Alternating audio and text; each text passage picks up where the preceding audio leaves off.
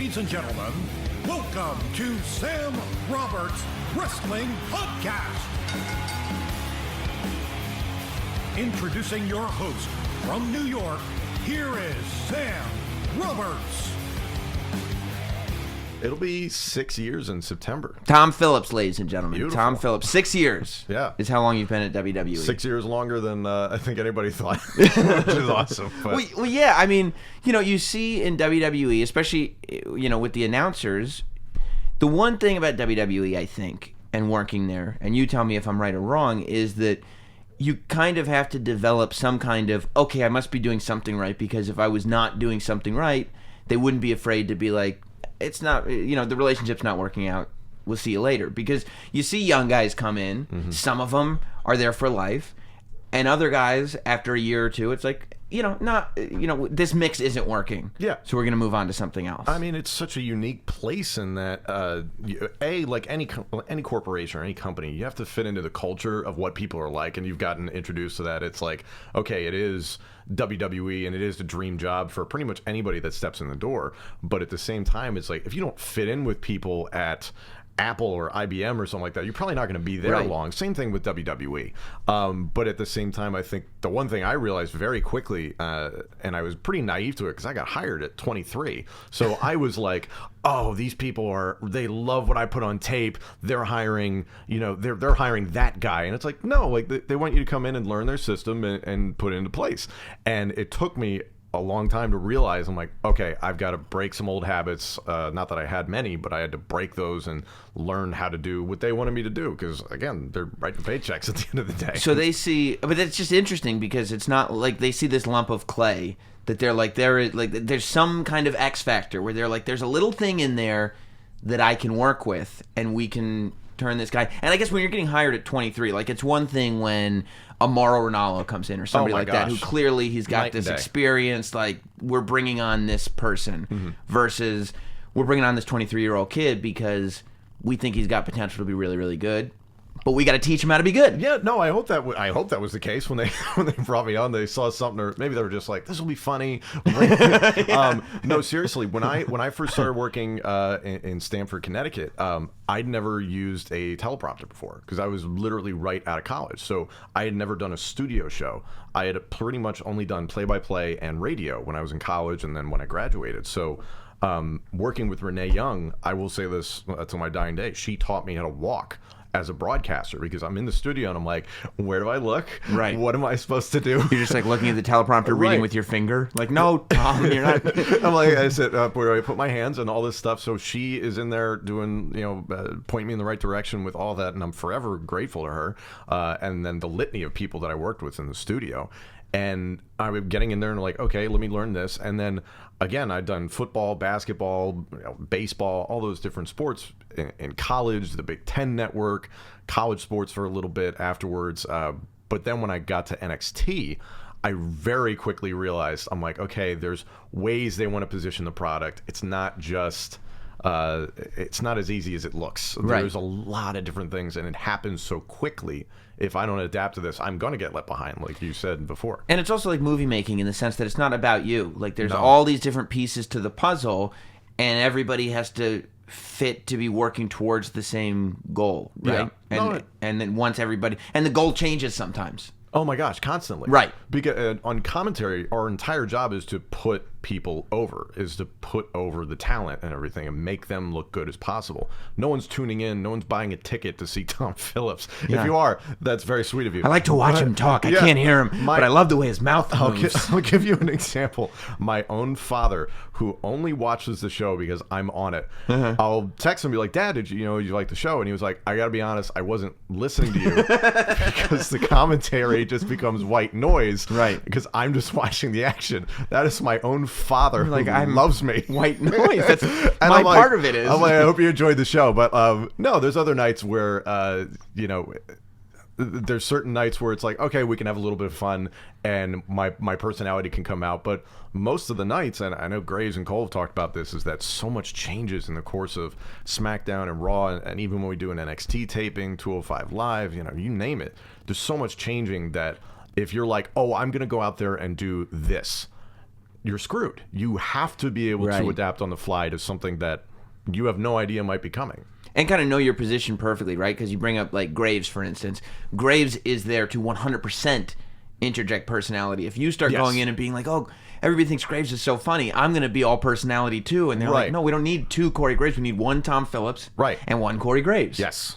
I mean, if I get tweets from people saying I'm like, I don't have much of a personality on the air, and I'm like, that's great. I'm not supposed to. I'm supposed to tell you, here's when the show is, here's why this guy's mad at this guy, and trying to tell you some moves along the way and enhance it and get excited about stuff and everything. And I am legitimately excited when I'm out there. Right. But I'm not out there to be myself. I'm out there to give you the information and tell you what you need to know. Because if you tune in and I'm just kind of like, I'm going to go into business for myself, then what does that accomplish? How does that help anybody on the show? How does it help Byron or Grace for that matter? So when you're in Stanford and you're doing your studio show for the first time, and you're realizing, like, I don't have any experience doing this. I don't know what I'm doing. Not a clue. Do you get worried that, like, oh my God, they were so impressed with my reel, they're gonna realize that I don't know how to do this, and they're gonna find out that I'm not at all ready for this position. Fake it till you make it. Right. So there was this thing of you being like, I'm gonna have to fake this because. Meanwhile, they knew that. I'm sure they knew you didn't know how to. That was the purpose, right, for you to learn. Oh yeah, no, I went in there and I was completely like it was watch Raw on Monday and then come in Tuesday and shoot Bottom Line, Experience, all these international wraparound shows that we would never see stateside.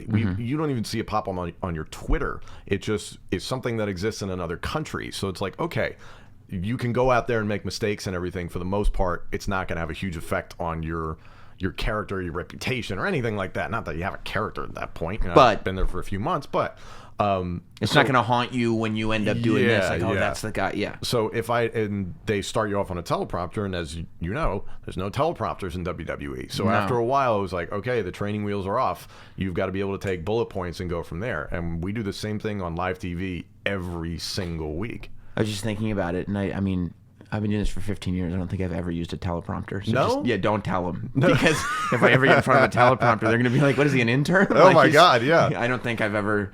I remember, who was it?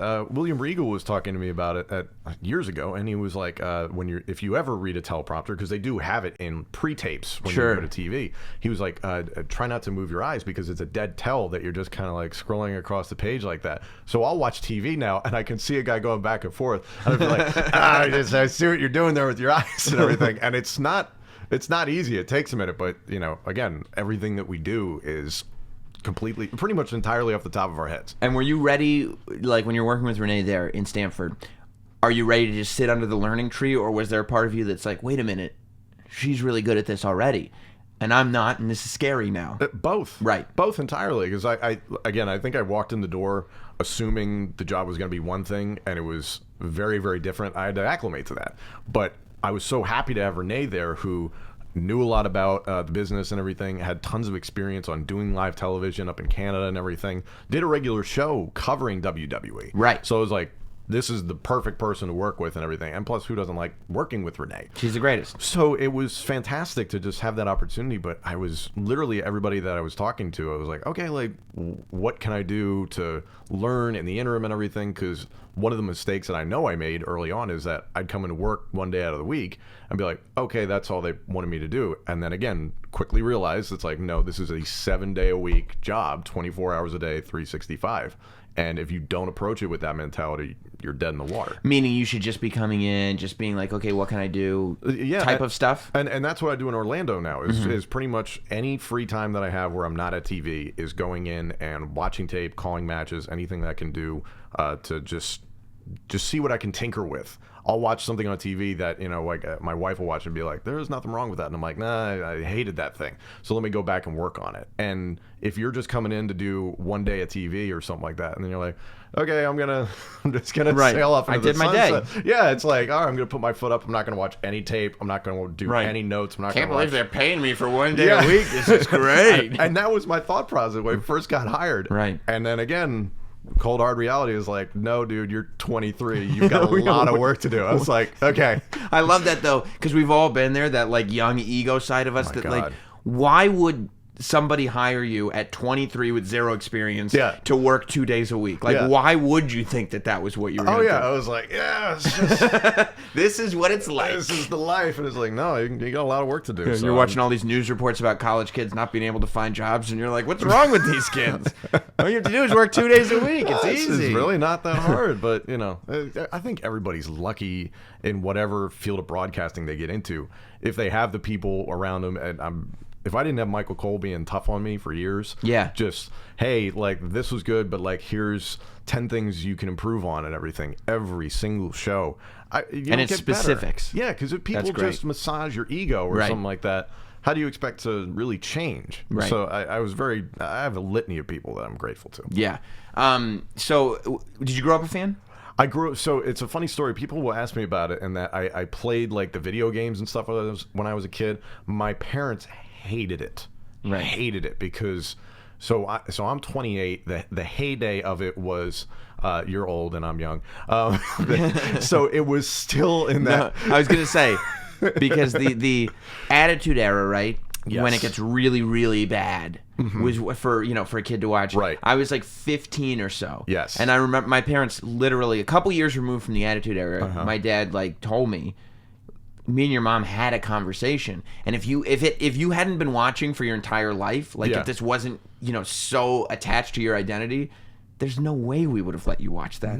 There is no way. So I vividly remember I would sneak down. But thank God they did. Thank God they did. Yes. After my parents would go to bed, I'd sneak down in the basement. I put the volume on like 1 because that'll really mask it. And I'm watching Raw, just being like blown away by like the guys swinging chairs at each other. I grew up in Philadelphia, so ECW would pop on. I was about to say, because I knew you were a Philly guy, and when you said you'd sneak downstairs in the middle of the night, I can't believe you're watching Raw. Like, this is ECW. This is in the heyday, in the prime. Like, I remember, getting up at 1 a.m. and turning on the MSG network in New York so I could watch ECW on Saturday nights. No, it was a situation where I wasn't even like, I knew Monday Night Raw was obviously on Monday, but I wasn't like seeking out things on the TV guide. Right. I was just happy to have it when it came on. Right. So I would watch Raw, and again, people were just destroying each other. And now knowing what I know, now that I've worked here for a while, I'm like, oh, that was a really like crazy time in the business, and things have just changed so much.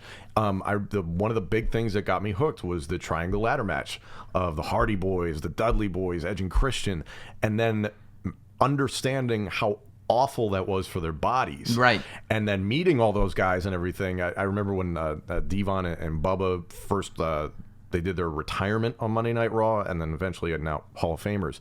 I went up to them. I was like, you guys are the reason, the 6 of you are the reason why I got into this, why I was excited about this. So like Edge and Christian and getting to meet the Hardy Boys, like it's those pinch yourself moments. Which is amazing that 4 out of the 6 of those guys ended up coming back. Yeah. And wrestling there while you were. Yeah. And you got to call their matches. Yeah. Like Backlash is tomorrow. It's Hardy and Orton. Right.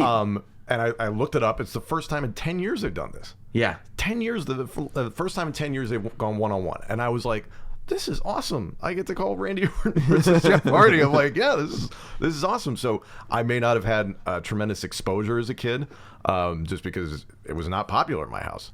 The video game was another thing to try and get away with. WWE No Mercy. Right. Right. Right. You've made that mistake before. Oh yeah, I have. Yeah. WWE. The only thing that saved me from my WWF mistake was when I just completely just shit all over myself at WrestleMania. That was the only thing. Wait. So what happened there? I didn't see that. And I'm not trying to trudge up anything bad. It was so yesterday on Sirius. Corey Graves was there as my guest co-host because Norton was out, and we were watching the Titus flub. And my great, amazing staff went, hey, Sam, there's actually one other WWE flub that I don't think Graves has seen that we should probably play for him. And I went, oh, you son of a bitches. You're all fired. Oh, I just hate all of you. And I mean... So what happened? Well, I started okay. Doing a crowd shot. Right. Middle of this shot, there was a miscommunication. I was not prepared for the miscommunication. Okay. And I just said the word action. And then I tried to put it into a sentence, but it was the least organic thing you've ever seen in your life. And then I ended again with the word action. and then I stared at the camera as it stayed on me for a solid 4 to 5 seconds, waiting for ringside to pick it up. I mean, it was bad. It was really bad. I missed it. I forget where I was backstage, but I'm not. You can ask Mike Mansouri about it, and he will tell you. Horrible. I will go back in the 9 hours of WrestleMania footage and pull it up. Yeah. Jim Cornette was on his podcast and said, and I don't know, that was the last we saw of Sam Roberts. He must have gone and died of embarrassment or something. I was like, that's not too far from the truth. You know it's bad too when like you want to like say like, you know what, that was probably just bad for me. And I walk back to like the kickoff show set, and as soon as they're done with the live, Renee leans over from where she's at, takes her earpiece out, and goes, "What happened?" And I went, "Oh, everybody knows." I miss it, and I'm guilty of a million screw-ups on the air. So we've all been there. So the video game, yes, that was the one thing that I could do till I was blue in the face. And you had, and No Mercy was the game. No Mercy was the game. I had WCW versus NWO, but I pretty much played No Mercy. Same game engine, but No Mercy had all the WWE guys. Right, exactly. And you and I have talked about this, and that there's people who've grown up where even during the Monday Night Wars, it was like Coke and Pepsi. I'm only watching WWE. Right. Like you were the guy who would go to a restaurant and go like, "I'll have a Coke," and then he goes, "Pepsi okay?" And you go, "Actually, it's not. I'll have water." It's not okay. Water. I'm an alien. It is not all right. Yeah. So I pretty much only watched WWE and then No Mercy. So I remember trying to convince my mom because I forget what the rating was on the game, but I couldn't just go buy it. So she was like, I rented the video game and I did Kurt Angle versus Steve Austin. I thought like the patriotic colors would make her happy. And I was like trying to do the most basic stuff, just like punches and a nice suplex and a cut. So in the course of this, I'm just doing punches and Austin's character starts bleeding. And I'm like, oh no. I'm like, oh, this is awful. I forgot that was the old games. It was like 4 punches and you'd bleed. And it was just anybody. And then Austin on me, not 4 seconds later. And she was like, nope, not doing it. I'm like, oh, so my dad. And how old are you more or less? Oh, God. When did that come out? I was 9 or 10 or something like that. Yeah, probably. So my dad was cool, and he was like, here you go. And just don't tell your mom. And I was like, yeah, thank you. So, but yeah, so that was like the maximum exposure, but that's how tough it was. Like I couldn't just go downstairs like I'm watching wrestling now. And little do you know that like, and I guess you're a little young for it, so because you would have been like, you would have been too young, but not far away from you. The ECW arena is right there in its prime. I know. You know what I mean? In the heyday of the sacred bingo hall, you know? And then as I got older, I would go back and watch the old ECW stuff, and I absolutely loved it. And then, of course, now realizing how brutal it was and everything, it's a totally different scope on it and all that. But no, I loved all of it. It was intoxicating. And then I think I went to high school and college, and things just kind of, I think it happens to some people that you just don't watch it for periods and everything. And then when the job opportunity came there's some up, people, they start paying attention to girls, and the rest of us don't ever go through that phase and just keep watching wrestling. Right. And we realize girls aren't interested in us. Right. And football, and I'm turning 21. This will be fun. You know? No.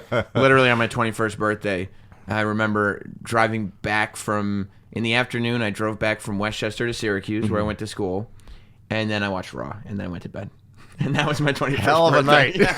Yeah. What a barn burner. Yeah. And that's actually a great microcosm for my entire life. But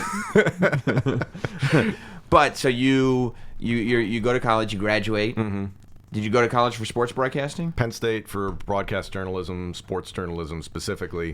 Proud to say I've not used that degree very much at all. I'm kidding, but no, I loved it. And then when the job opportunity came up, I was like, that'd be cool. Right. Never thought about it. Never was like growing up like I want to be a WWE announcer, but I was like, you weren't practicing your Mean Gene in the mirror or anything? No, not really. I was like, yeah, but like let's give it a shot and everything. And so how did the job opportunity come up? Did you just looking for openings? Did they looking for openings? It was like a sports broadcasting job website. So it popped up and I was like, I don't know. So I got convinced to do it and everything. So I sent in a demo, which not expecting to hear back, or expecting no expectation of hearing back. And eventually, that was June of 2012. I went up and auditioned with Josh Matthews was still there at the time. Sure. So did the audition with him, and then September. I didn't hear anything until September. Like I was constantly in contact. Like, hey, I'm still interested. And then September 2012, I'm still living in State College, Pennsylvania. and I had just moved into an apartment a week before with like 3 of my guys that were just in my wedding, and I get an email like, hey, we want to offer you a contract. You have to not live in Penn State anymore. So I was like, hey guys, I'm out of here. And was that a move to Stanford? And then I moved to New Hope, Pennsylvania, near my folks and everything, just to kind of save some money and everything. And I was commuting up and down to Stanford for a while. From Pennsylvania? Yeah. How far is that? It was a good 2 hours. Every day? Yeah, well, every Tuesday. Like I said, I was working 1 day a week. Right. And then a month, 1 day out of the year, or 1 day out of the month, 1 day out of the month, I would fly down to Orlando and do an NXT taping. And even then, it would show up and be like, hey, what am I doing? Or whatever. It wasn't really fleshed out. I'd just show up and see what was going on. Right. So. And that was still pretty new, right? The whole Orlando thing at that time? I can't remember when they moved from Tampa to Orlando. It was very recent to then, but it was the advent of Full Sail Live. Right. So it was very early into that, and then we were still on Hulu. We were still predominantly international in NXT, and then 2014 we get on the network. So that was when things really started to ramp up and everything. But yeah. Now, when you get to WWE, is it like, okay, this is where I want to be, or is it, okay, this is working, this is a good gig, like, we'll see what happens? I think it was both. I was like, this is awesome. Like, I could see myself doing this a long time. But at the same time, I'm like, I would take nothing for granted. I'm not like, oh, yeah, like, I'm going to do this for a long time. It's like, I hope I do this for a long time. Mm-hmm. And even now, with nearly 6 years, I'm like, I hope I continue to get to do this for a long time. When did you start to feel like a wrestling announcer? Or a WWE announcer, I guess, I should say. Like I knew what I was doing? Right, like yeah, I have a good spot here. Because last year... Yeah, maybe a year and a half ago, I really felt like, okay, I have a grip on it. Really? Because that's only so long. Last year was your first WrestleMania that you did full-on play-by-play for. Mm-hmm. So you're only 6 months or so of, okay, I feel like I have a grip on what I'm doing, and then they're like, well, good, WrestleMania. Yeah. Bit of a shock because I had every expectation that I was not calling it, or that at the time it was the 4-man booth on SmackDown, which I'd only been put on the November preceding. It was my second opportunity on SmackDown. Right, because Mauro was on SmackDown. Mm-hmm. So here's what I always took from that, because people were like, oh, they're trying to push. And I was like, it didn't feel like they're trying to push anybody out. It felt like you were really just there to plug the stuff, to go in and out of break, to do here's what we're pushing. Right. Leave the match stuff tomorrow, leave the commentary to Graves or whoever, and that seemed like that was what your role was, and it was just not a role that had been done before. I think it was JBL and Otunga and Mauro and myself, right, if I remember correctly. Right. No, it was... I look back on it, if I didn't have that opportunity to do live, like we always refer to it as traffic, of, like I said, things change during the show, to be the guy to sit there and do B-roll, throw to a package, do a graphic, here's this ad, and throw to this Make-A-Wish thing or something like that. If I didn't have that time from November until WrestleMania to sit there and just do that, and then I could go ahead and call main event, and I was still doing NXT at that point, and I was like, okay, I'm working on all this other stuff. Right. But I didn't have that live experience. You can't get it doing a tape show, obviously. If I didn't have that time, I would have been screwed going into WrestleMania. So it was extraordinarily valuable for me. It's tough because the viewer at home is like, it's too many announcers. And I'm like, I agree with you, but at the same time, I'm not going to pass up the opportunity. Right. Right. And it's not like, and it was only too many announcers when you looked at it, because the role, it's not like you were all arguing for time. That was the Naked Gun with all the baseball announcers, like 9 announcers. What was it, basketball? Where it was like, they're all the flashing colors and everything. I'm like, So when you're in a position like that, like clearly big picture, everything's cool because you're still doing play-by-play on main event and NXT and all that stuff. Right. But in the moment when you're on a SmackDown show and you're not doing play-by-play for matches, all you're doing is that part of it. Do you sit there when you're like 5, 6, 7 minutes goes by and you're not saying anything, like, what am I doing here? For the first few weeks and months, that was like I was just doing traffic, and then gradually they're like, hey, like you can start speaking up during a match and everything. You've got your footing. I remember the Royal Rumble that they did at the Alamo Dome. Mauro is so talented at calling a match. Yeah. There's no part of me that's like, I'm going to jump in during this match, because he called a brilliant Styles and Cena. It was a classic, and he did an amazing job with it. I'm sitting there, the fourth man at the SmackDown desk, just watching this. Right. And I have a bird's eye view. You remember how long that ramp was. And I'm just staring down this ramp as Cena makes his entrance and he's sprinting down. And it's just this, you go from, during the day at the stadium when nobody's in there and it's just a ghost town. And then when it's all, it just is, that's all I'm thinking about is the contrast. And then I'm sitting there during the match and I'm enthralled by the match. I'm watching it. And occasionally I'm looking up in the Alamo Dome at the people like in the speck in the corner. I'm like blown away. And that was 52,000 people. Yeah. We had, 100,000 in Dallas and everything. And you just feel like an ant. So little moments like that where I had chances to drink it all in. Yeah. I was just thinking that you really don't generally in that position get that perspective because you're just going the entire time and like, okay, we're doing this. I got to tell this story, that story, this story, that story. This is going on. This is going on. As opposed to like, okay, I did my part. Like, look at all these people. Look at this is a great seat for a wrestling show. Like, this is awesome. That guy's committed up there. There's only been like a handful of times. I think it was probably for most guys. Is you can sit there and just kind of really soak in what you're seeing. I remember Shinsuke and Sammy take over Dallas because people were so jacked up about Shinsuke. Graves is punching me in the arm during Shin's entrance because he's so excited. And I had only seen, like what I'd watched on the internet and everything, and I'd not even got to talk to Shinsuke that day.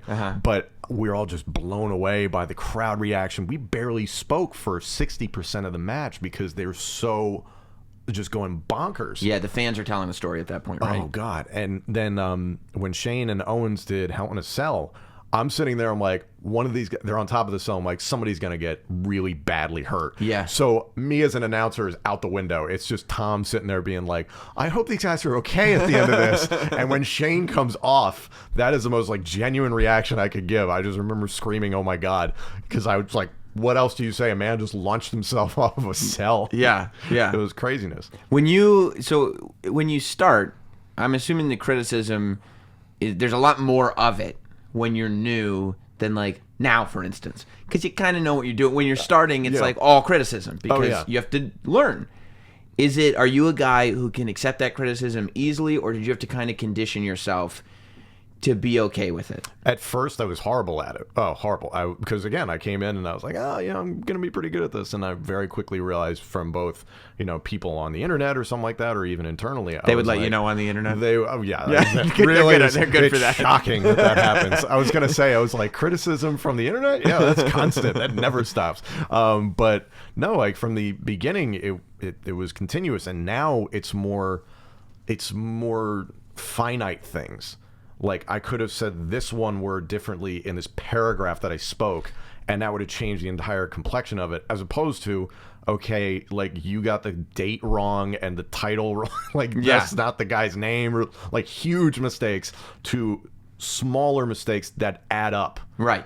So I'd rather have those, but those are the challenge now where I'm sitting there and I'm kicking myself over a handful of words as opposed to it's like, God, that segment was just awful. and even that'll still happen. It happens to all of us. Right. But it is interesting that you evolve to the point where like you're driving yourself crazy over one word when the rest of the show was great. Right. And again, I know you'll probably talk to your wife and she'll be like, oh, how'd it go? And you're like, it's like I didn't like this, something like that. My wife will be like, I have no idea what you're talking about. I'm like, great, that's good. But do you still watch it back so that you can learn? Yeah, every week. Yeah. I hate it. Yeah, I have a real tough time with that. Dude, and I was going to say, your shows are quite lengthy. Not that mine aren't. But, I don't listen back. You don't want to listen back? I can't. Was there a point for you where you're like, I'm good. I don't need to listen back to these anymore? I did. I used to listen and watch a lot more stuff. Mm-hmm. But now it's not that I don't have anything to learn. It's just that... you don't have the time. I don't have the time, but I also get so hypercritical of everything that like now it's way worse than it's ever been. Right. And I just, for some reason, in the beginning, I could criticize myself in a good way and like just change things and tweak things. And I still do that. Like if I read a criticism about me and it's true, I can acknowledge that and tweak it and change it. But if I listen back to something that I'm doing or watch back something that I'm doing, like I will just be in this funk of, I have no business doing any of this. I'm terrible at everything. You're just in the basement eating ice cream. Exactly. Like, I won't even want to turn these cameras on because I'm like, even I'm unfit to host a show in my own basement.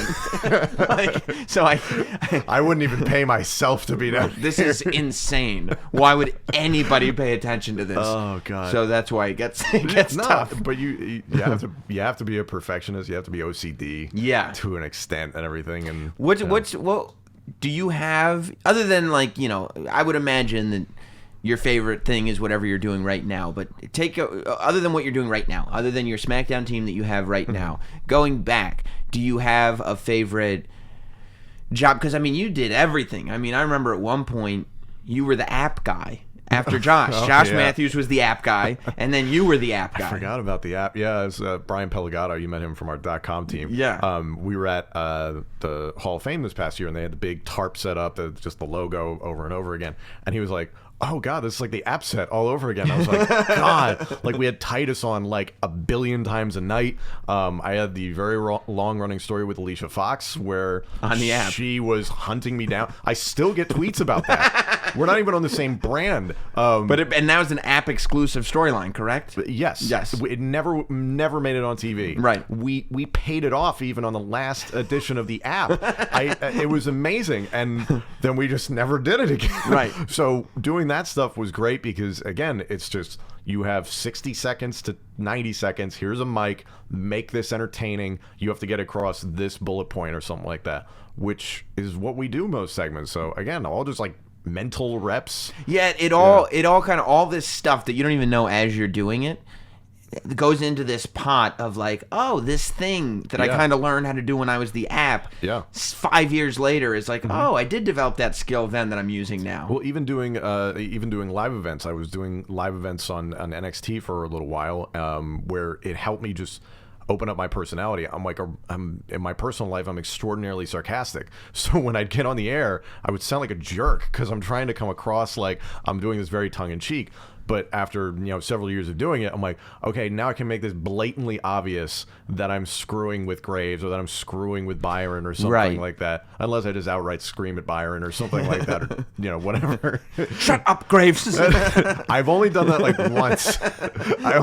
Shut up. I only did it once because I think it was the end of Mania week, and I was just like, shut up. We're almost done the show. Just shut up. Yeah, because Graves is just getting cranky and annoyed, so he's like taking shots at everybody. God. And you're shut up. Because like the gauntlet that he ran Wrestlemania weekend, which Michael Cole had done for years, and JBL and King as well. So many guys have done it and everything, but I don't blame them one iota for being the end of Raw, you're running out of gas, or at the end of SmackDown, you're running out of gas. And it's like, yeah, that's why you have 3 guys at the desk. But every once in a while, I'll just get something from. We were in Rhode Island not long ago, and I was teeing up a question of Byron, and I was like, AJ was going into, I forget what pay-per-view it was. There's too many of them. There's a lot of them. But I was like, oh, Byron, like what state of mind or what state is AJ Styles in tonight? And then here comes Graves with, he's from Rhode Island, Phillips. And I just collapsed into the desk. I'm like, I give up. I can't do this. I can't do it. And it was perfect. And I was like, yep, I can't hate on that. It's wonderful. But other than with all the jobs that you've done, from starting with international and then going and then the app and NXT and main event and being the backstage interviewer and being the color comment, the play-by-play guy, is there a favorite thing that you've done? Is there a favorite commentary team that you were a part of? Is there a favorite thing that you, when you look back on now and go like, yeah, that was really fun? Far and away doing NXT with Graves, doing a 2-man booth, getting the trust from Hunter and Triple H and Mike Mansouri to do a 2-man booth and everyone else, that was incredibly humbling. Yeah. And then I thought we just had fun. Graves and I got to have a really good rapport, and we still do today, and I love working with the guy. When we did Takeover Dallas, I mentioned it before, Shin and Sammy was one of the favorite nights of my career. I'll never forget about that. But that doesn't mean, like, everybody else I've worked with. If I didn't work with JBL, somebody would be tough on me and to give me flack not only on the air but off the air about stuff I was doing wrong, and really challenge me. I'd never be where I am today. Do you think JBL gets an unfair amount of yes. criticism on the internet for yes. for the amount of flack, as you said, that he gives people? 1,000%, because and again, I don't think you learn anything from somebody just being like, "Oh, great job, see you next week," something like that. Another fun week. Yeah, like, okay, cool. If he's not, the adage we use is like, if you ask a stupid question, expect a stupid answer. So if I'm just like, oh well, what's he got to do to win this? It's like, he's probably got to pin the guy. It's like, okay, ask an intelligent question. Right. You'll get an intelligent answer from an intelligent human being. Right. JBL is one of the smartest guys I've ever gotten to interact with. Everything he's doing on Fox News right now, a self-made millionaire. I mean, and then on top of that, one of the most accomplished in-ring guys in a long time to be on commentary. I will say this for a long time. If JBL doesn't do what he did as the heel commentator with the big Daniel Bryan storyline, the arc of that storyline, just every single time he was down, just sticking the dagger in, it's a little thing that adds to it. Yeah. It's a huge thing that adds to it, because it's just that like guy who's just chirping, and then eventually when Daniel wins, you're so happy to see him shut up. Right, because you're like, screw that guy who keeps saying it, and it's making me cheer for this good guy even more. That's the point, right? Right. So JBL was incredibly good to me. I loved working with him. So yes, I think he gets a bad reputation unfairly. Yeah. Do you like doing the stuff like the you and Mike Rome did with Jericho, like where it's like, this is a fun thing that I get to be a part of, or is it like, I just want to go do my job? It was cool. I didn't even realize it was all developing, because before Rome even got added into it, it was just like me and Jericho, and then Owens obviously getting added to the mix. So it was very bizarre, and I think everybody's got a story of an interview with Jericho where it's just, didn't really know what was going to happen, but we're live. Yeah. There was one where they said, here's your question, but we don't have his answer written out. And Chris was, again, very generous. And he's like, just go with it. Don't hesitate to, ask a question back or something like that. Like, nothing crazy. And one of the first ones that he and Owens did, where they gave me like 7 different names. I didn't even realize it, because I'm just, you're live and you're just trying to get the mic back and forth, and they're going really complex, not just 3-word names like Tom, Tim, Terry and everything, other T names. They're going Nathaniel, Rupert, Robert, Felipe, and I'm like, and it wasn't until afterward I'm like, what the hell just happened? Right, right. So that was so much fun. I remember, what was it? It might have been Survivor Series in Toronto a couple of years ago, the social media lounge. Mm-hmm. Love the lounge. It was normally a 2 to 3 minute segment. When we did that with Owens and Jericho, it was slated for 8.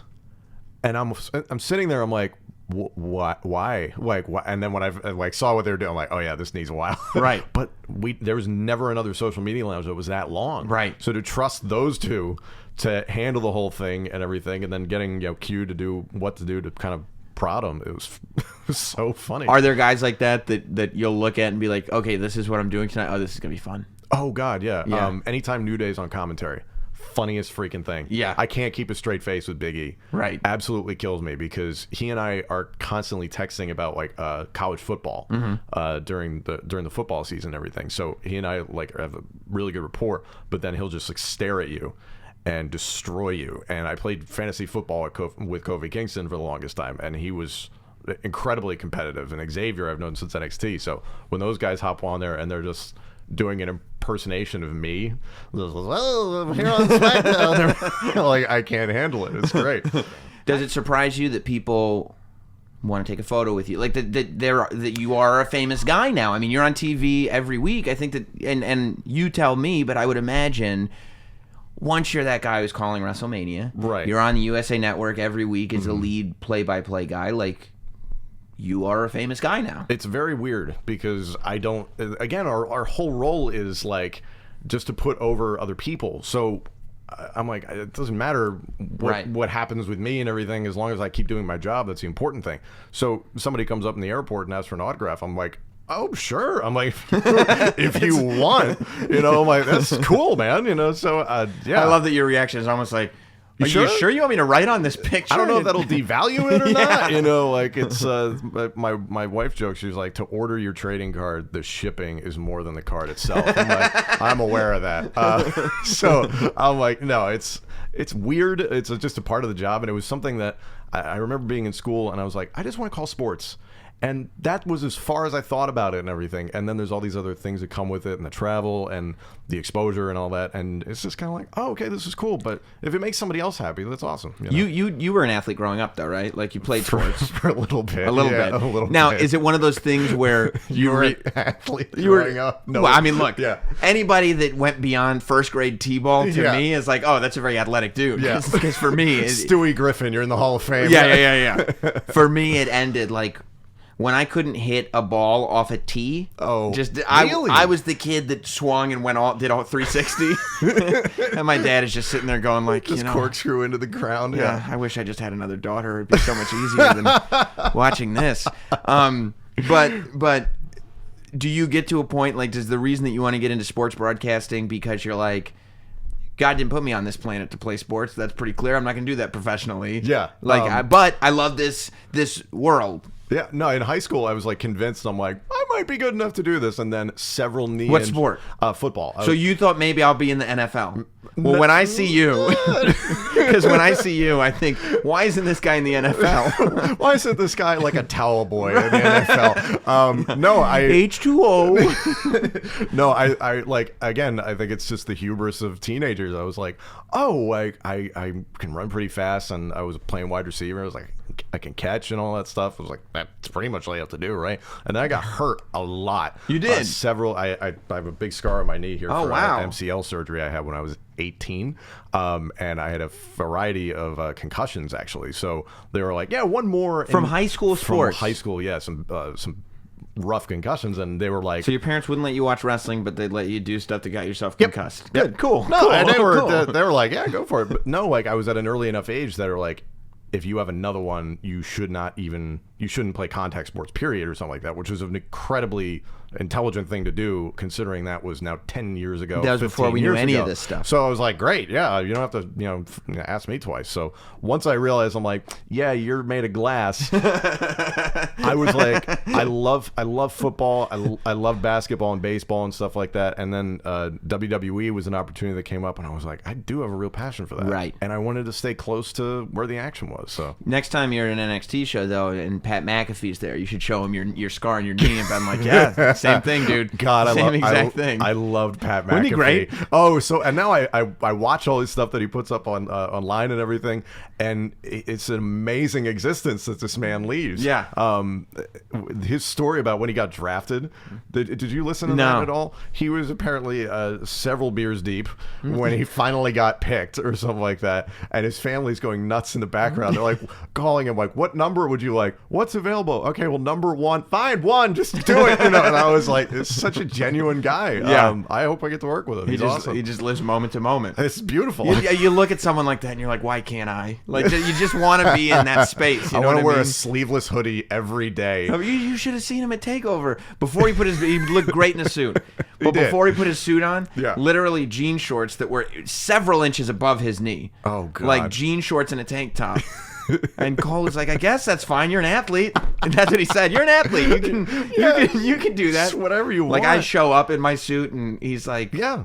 And I told him, I was like, I show up in a suit, because he asked. And then he's wearing like slip-ons and like short shorts, and I'm like, good for you, Pat. Do you remember what was it, like Harry Doyle when he's in the beater and he's drunk on Jack Daniels and he's just face down, and I'm like, yeah, that's about what I expect Pat McAfee's life is like, maybe a little more sober and everything. And then who doesn't want to call anything in broadcasting like Harry Doyle, right? Or like Bob Uecker. I'm like, oh my God, that's all we all.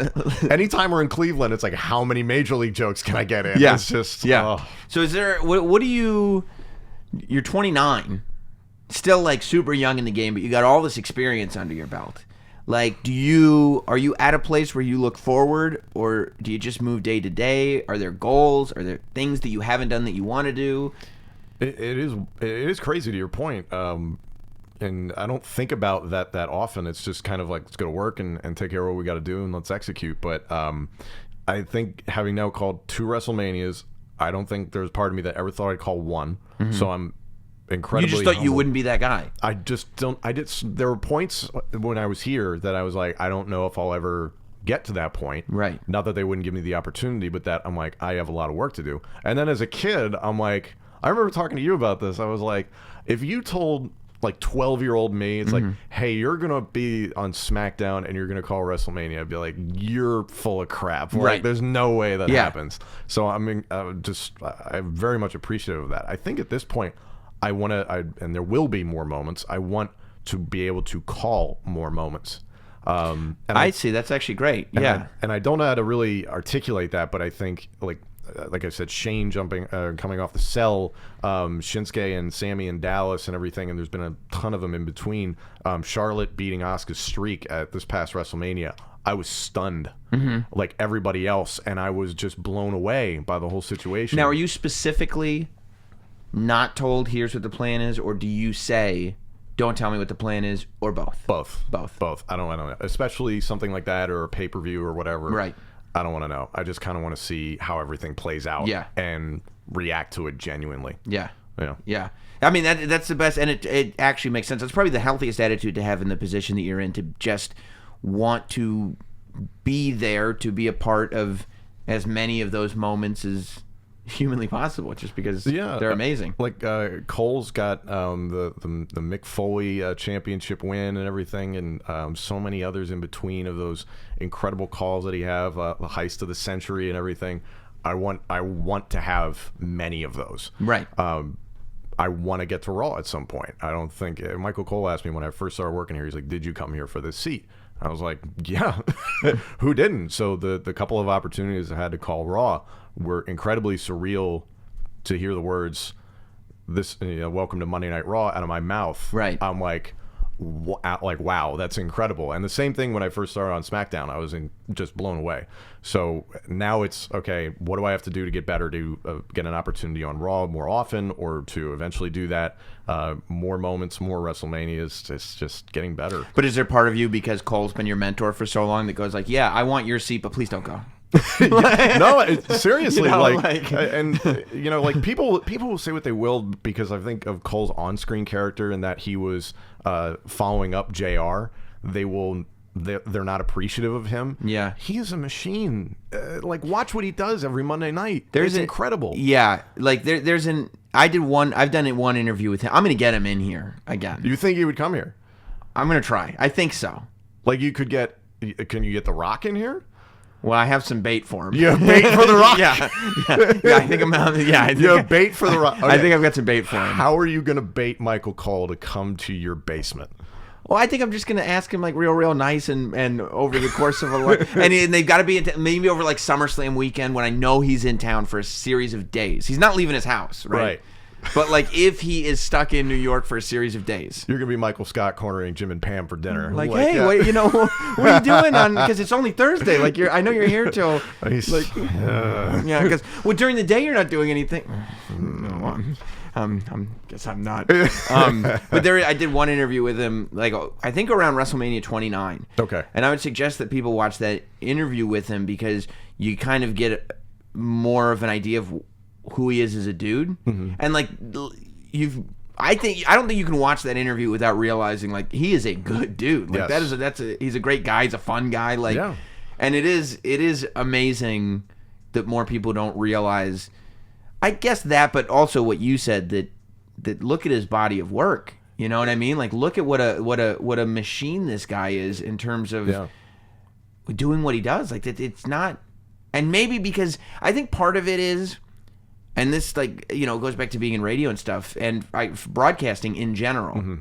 Everybody can talk. Not everybody can sing. Not everybody can run. Not like talking for a living is not this talent that people are looking at going like, oh, if only I could talk, And so I think a lot of it gets taken for granted. Yes, because people go like, yeah, I could talk too. Yeah. Welcome to Monday Night Raw. Yeah. I did it. My brother says that all the time. They're like, I can do what you're doing. Good. Love you. Yeah. You should try that. Yeah. But I think it is really interesting that more people don't get that. Well, listen, Tom, we've gotten to a lot. It's got very intimate all of a well, sudden. We've gotten to a lot. We've uncovered a lot. We've And I feel like there's not that much out there that is showing the personality of Tom Phillips. No, I just kind of play things close to the. I just like to be in my house and just kind of watch Family Guy. And Why do you think I put the studio here? Yeah, I was gonna say this is great. Just do my thing. I love to show up on Tuesdays, and we got Backlash tomorrow. That'll be fun. So it's just. What are you into outside of wrestling? You like Family Guy? Family Guy, for sure. I'm obsessed right now with the Dan Le Batard show on ESPN. Sure, I don't know if you okay. watch that because you turn on ESPN and it's just so deadly serious about sports. It's like they have to make a decision on LeBron, and then they'll go on there and just be completely ridiculous. Yeah. And I'm like, yeah, that's how I look at sports. It's Right. awesome. I am a huge football fan. Went to Penn State. My Philadelphia Eagles are Super Bowl champions, so that's fun. This. You love horse racing? Horse racing. I've heard. Yeah. So okay, let's talk about this because I was told. Yeah. We're recording this the Saturday before you hear it. Kentucky Derby is today. Yes. And I was told that there was some regret from you because you were like, oh, I didn't realize I told Sam I would do that on the same day as the Derby. I got to watch the Derby. Oh, so it got twisted. And somebody told me that they said to you, what Derby? What are you talking about? And you were like, Kentucky Derby, duh. So it got twisted in that I was not like appointment viewing. Oh, damn, I have to do Sam's podcast. That's what I heard, that you were like, where am I going to watch the Derby if I have to go do Sam's so thing? it got twisted. I don't know. I wasn't there. Simply, the Derby's on. What other Derby am I referring to? Demolition It's Derby. only been Demolition Derby. It's only been going on for 144 years.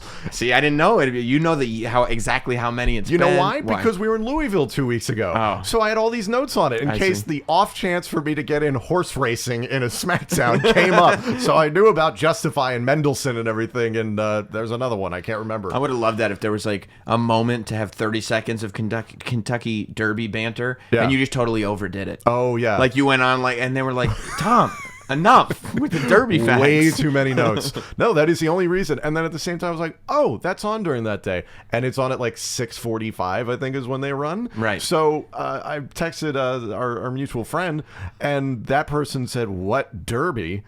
To which I was like, it was Corey Graves. It was Corey Graves. It was like, you Western Pennsylvania bumpkin. Like, you have no idea what I'm talking about. I'm not like every year at home with a mint julep and a big hat watching the Derby. It seemed like you wore big hats It's when an I heard American the story. institution. Like, didn't Tom Brady go with Robert Kraft to that and then a Mayweather fight in Vegas on the same day? I guess. I don't know what Tom Brady does with his time. Apparently wears short shorts and gives non-answers on Patriots questions. I don't know. I didn't realize you were such a fan. I didn't know the Derby was today until I found out you were disappointed that there was a chance you might miss a moment of it. Giddy up, Sam. Well, thank you, Tom Phillips. Where do you want to tell people where to follow you on Twitter and all that? At Tom Phillips WWE on Instagram. I did at TV's Tom as a joke, so that was fun. That you can do that. Backlash is tomorrow, but at this point it'll be a week later. It already happened. Just go on the USA Network every Tuesday night at 8 p.m. Dad, I'll be on if you're interested in watching. That's cool. Mom, if you looking at want. the wrong camera. Which camera am I looking at? You were looking at that one. You should be looking at that one. It's a good thing this isn't TV, right? So we gotta get some lights on these things. Yeah. Keep watching me on wrestling television. There it is. Smackdown. It's a good show. Tom It is a good show. Yeah, Tom does a great job. Thank you for being here. Thank you for having me. And we will see you again from the Not Sam studio on Sam Roberts Wrestling Podcast. Toodaloo, everybody.